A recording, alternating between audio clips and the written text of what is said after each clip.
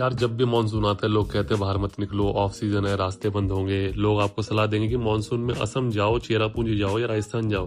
लेकिन सच बताऊं, दिल्ली एनसीआर से वो सब बहुत दूर है और आपका बजट भी आसमान छूने लग जाता है। तो आज मैं आपको एक ऐसा सीक्रेट बताने वाला हूँ जहाँ मैं अभी 3 दिन पहले अपनी वाइफ और दोनों बच्चों के साथ 3 नाइट्स और 4 डेज की कमाल की रोड ट्रिप पर गया था। एक ऐसी जगह जहाँ मानसून ना तो भारी बारिश का डर था, ना रास्ते बंद थे, और सबसे बड़ी बात, ऑफ सीजन होने की वजह से लग्जरी रिजॉर्ट्स, होटल्स और होमस्टे के दाम भी बहुत आधे कम में थे। आज की वीडियो में हम एक्सप्लोर करेंगे खूबसूरत भीमताल और नैनीताल को। तो चलिए शुरू करते हैं हमारी budget friendly monsoon road trip. हमारी ये ट्रिप पूरी तरह से एक रोड ट्रिप थी। दिल्ली एनसीआर से सुबह से हम अपनी गाड़ी लेकर निकल पड़े। मानसून का सबसे बड़ा जो फायदा हमें मिला, सड़क पर जीरो ट्रैफिक। जो पहाड़ों का रास्ता सीजन में जाम भर लगा रहता है, वो बिल्कुल खाली था इस समय। इस वीडियो में मैं आपको दिखाऊंगा हम कहाँ कहाँ रुके, कितना खर्च हुआ, कहाँ सबसे अच्छा खाना मिलता है, बोटिंग का कितना खर्चा है, और अगर आपका बजट कम है तो किन होटल और होमस्टे में रुकना चाहिए। तो दिल्ली से 100 किलोमीटर दूर हम आ गए मामा यादव शिवा ढाबा। और भी शिवा ढाबा है, बट ये सबसे बेस्ट है। दूसरे ढाबों के मुकाबले इनकी क्वालिटी बहुत अच्छी है। बाकी दूसरों को भी मैं ट्राई किया, बट इतने अच्छे नहीं है। और ये है सबसे खतरनाक दर्शन स्टोर। खतरनाक दर्शन स्टोर इसलिए क्योंकि ये माँ बापों के लिए सबसे ज़्यादा खतरनाक जगह है और बच्चों के लिए जन्नत है। वो क्यों है वो आपको इस वीडियो में दिख ही जाएगा। ये देखिए, यहाँ पर आते बच्चे अपनी मनपसंद चीज़ें लेने की जिद करते हैं, रोते हैं, बिलखते हैं, इसलिए खतरनाक है। आइटम देखिए कितनी सारी है ना। मतलब कोई बच्चा कुछ चीज़ लिए बिना रह ही नहीं सकता, कुछ ना कुछ पसंद आएगा ही आएगा। और ये बंदे इसी चीज़ का फ़ायदा उठा के नेगोशिएट नहीं करते। तो देख रहे हो लापरवाही से खाने का नतीजा। क्या नींद आ रही है जबरदस्त। बंदा गाड़ी चला रहा है, बंदे सो रहे हैं। शाबाश। तो अब हम गढ़मुक्तेश्वर क्रॉस कर चुके हैं और अब हम हैं रामपुर वाले हाईवे पर। अभी तक 3 टोल पार कर चुके हैं, जिसमें लगभग 350 का टोल हमारा लग चुका है। अच्छा, मेरी गाड़ी कहते हैं पेट्रोल और सीएनजी दोनों ही है। तो सीएनजी मैंने दिल्ली से टॉपअप करा ली थी, जो अभी तक चल रही है। 2 पॉइंट बचे अभी भी। और अब आगे 2 टोल और आने वाले, यानी इस पूरे रूट पर करीब 500 रुपये का टोल खर्च होगा हमारा। फिलहाल रोड की कंडीशन काफ़ी बढ़िया है, ड्राइव स्मूथ चल रही है। अब आगे देखते हैं कि आगे का सफ़र कैसा रहेगा। तो चलिए चलते हैं भीमताल की ओर। आँख खुली तो कोने में भुट्टे वाले नज़र आने स्टार्ट हो गए। ये बॉर्डर एरिया है यूपी और उत्तराखंड का। यहाँ पे लाइन से भुट्टे वाले खड़े नज़र आ जाते हैं आपको इस सीज़न में। तो हमने भी 2 भुट्टे गर्मा गर्म लगवा लिए।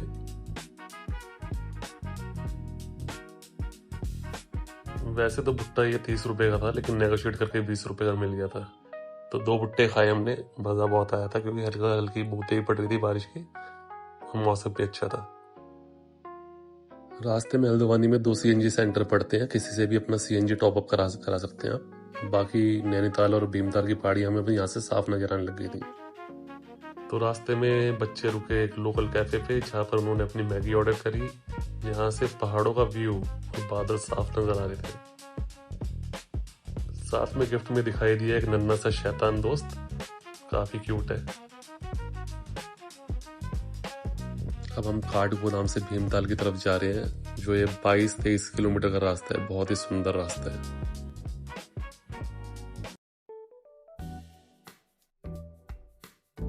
तो दोस्तों आखिरकार हम पहुंच गए भीमताल के एक्सेल रिजॉर्ट में।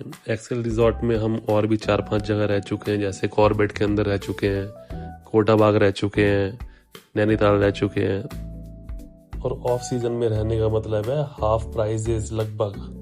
तो इस हिसाब से हमें क्या क्या सुविधाएं मिल रही हैं वो अब हमें देखना पड़ेगा। यहाँ पर होटल मैनेजर ने खुद आकर हमें पिक किया और होटल के बारे में हमें महत्वपूर्ण चीजें बताई। तो चलिए अब हम अपने रूम में एंटर करते हैं और देखते हैं क्या क्या है हमारे इस रूम में। सामने से ही 2 सोफाज हमें नजर आ रहे हैं। सामने श्रीहान जी विंडो पे बैठे हुए शैतानी कर रहे हैं। ये दूसरा सोफा कम बेड है। सामने वॉशरूम, काफी neat and clean and equipped with all facilities. ये साथ में हमारा रूम, एक डबल बेड, साथ में पहल अपने छाते को सुखा रही है शायद। ये हमारी बालकनी के बाहर चेयर टेबल और यहाँ का व्यू। अच्छा एक चीज़ है, पहाड़ों पर आप कितने भी रिजॉर्ट देख लीजिए, इतना बड़ा लॉन शायद आपको देखने को कभी ना मिले। तो ये इस रिजॉर्ट की खासियत है। साथ में व्यू देखिए, पहाड़ और बादल, अमेजिंग। जैसे जैसे ठंड बढ़ रही थी वैसे वैसे चाय पीने का मजा और दुगना हो रहा था। यार हाई टी तो एकदम बढ़िया थी, चाय मस्त, स्नैक्स भी फ्रेश और टेस्टी भी। ऊपर से मौसम ऐसा कि बस बैठकर एंजॉय करते रहो। ऑफ सीजन का एक फायदा ये भी है कि स्टाफ आराम से टाइम देता है और सर्विस भी दिल से करता है।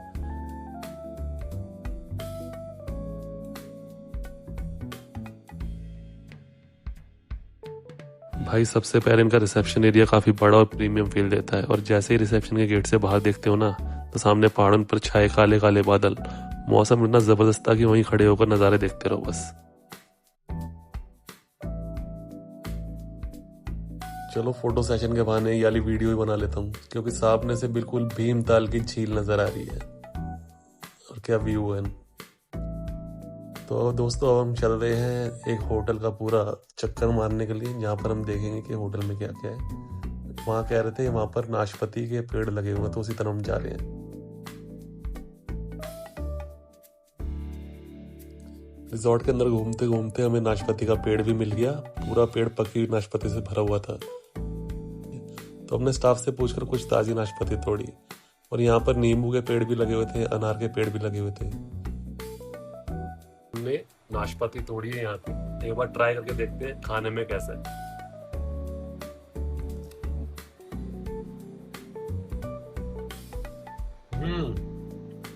बहुत बढ़िया भाई, दिल्ली में जो हम खाते हैं ना उससे लाख गुना बेहतर। और क्या मीठी है, मजा आ गया। और छोटी है, कुछ बड़ी भी है, उसमें और मजा आएगा मेरे को लग रहा है। तो ये है इस रिजॉर्ट की खासियत, यहाँ का इंडोर स्विमिंग पूल।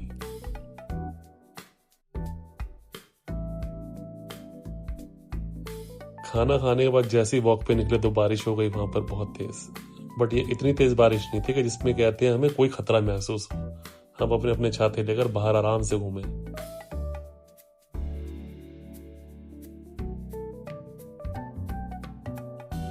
रात को हमने बच्चों के साथ थोड़ा टाइम स्पेंड किया और उसके बाद फिर हम आराम से सोने चले गए।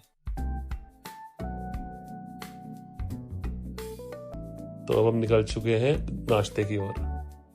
अब बात करते हैं ब्रेकफास्ट की, और सच बताऊं यहाँ का नाश्ता देखकर तो मजा ही आ गया। सबसे पहले गरम गरम आलू के पराठे और दही मिले, बच्चों के लिए फ्रेंच फ्राइज थे, साथ में कॉर्न और मटर वाली स्नैक्स।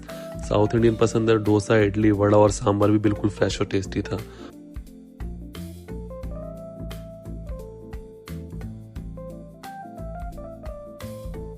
नाश्ता करने के बाद हम इस रिजॉर्ट की सुंदरता को और देखने के लिए गए, जहाँ पर हमें दिखे सेब के पेड़। और यहाँ पर बच्चों के लिए आउटडोर गेम्स भी थे, इंडोर गेम्स भी थे। काफी अच्छी इन्होंने सुविधा करी थी बच्चों के लिए भी।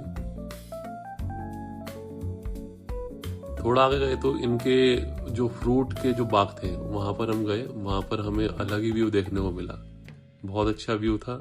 और यहाँ पर इन्होंने खरगोश भी रखे हुए थे, जिसमें कुछ जंगली भी थे, कुछ पाले हुए भी थे। तो यहाँ पर ये आराम से रहते हैं यहाँ पर, और आराम से जितनी भी फ्रूट्स होती हैं उन सब वेराइटीज को खाते हैं। मतलब ये रिजॉर्ट के ही खरगोश है। और ये देखिए श्रियान कैसे खरगोश के साथ खेल रहा है। पिछले भी रिजॉर्ट में से खरगोश बहुत पसंद आए थे।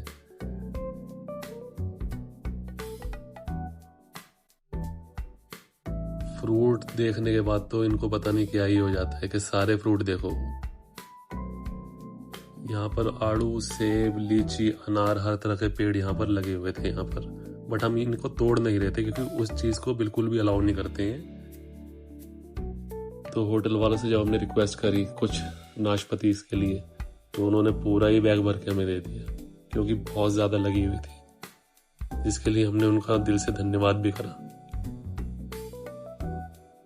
उसके बाद हम गए यहाँ के टेरेस पर, जहाँ पर हमें बैठने के साथ साथ यहाँ का व्यू भी देखने को मिला।